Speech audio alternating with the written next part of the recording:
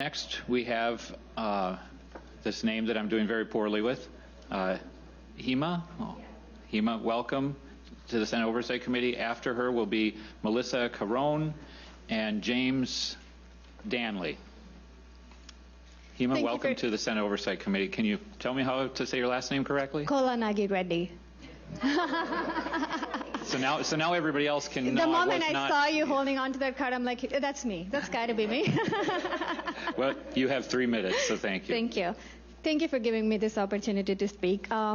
This is my first time doing this as a poll challenger at TCF. As an immigrant to this country, as you can tell, we had great respect for America, the elections here. We always thought it has a lot of integrity, whereas the countries we come from, a lot of things happen. But all of that changed the day I went there. Like I was at TCF on both the days, 3rd and the 4th.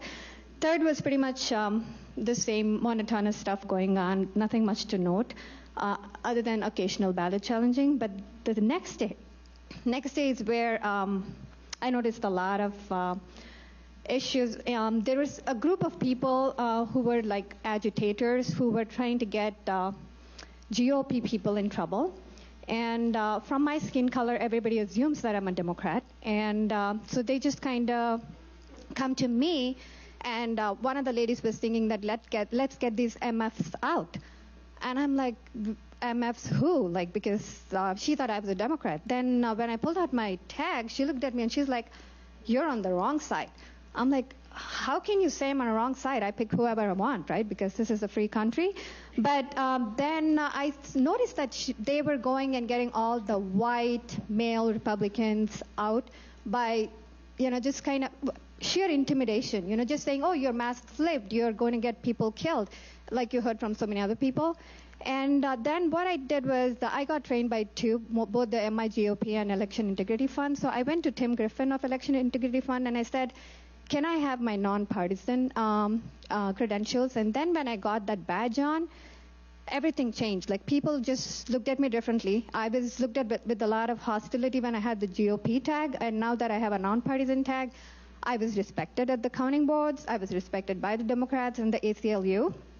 And in fact, I was able to even help some of the GOP people from being escorted out by putting myself there and asking why they were even being escorted out and arguing with these people.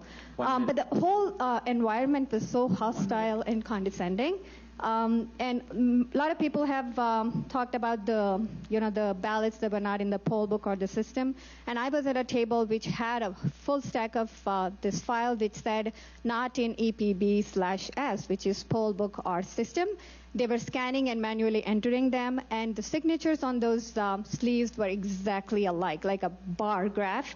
And then they were sequential ballot numbers. They started from 2232, and sequence was something that threw me off. I'm like, how does that happen? And most of those people were from the guarded street, and they were being entered manually. So those were the observations that I had. I had all the details, the last names and everything. I gave the affidavit to the Election Integrity Fund. The thing that bothered me was that every time a GOP challenger was being escorted out, all the poll workers, Democrats, and everybody else were cheering. And that was very disappointing because these people were just doing their job. They were not attacking. They were not there with guns. They were just volunteering their time, and they were treated with utmost disrespect. Thank you for your time, your testimony.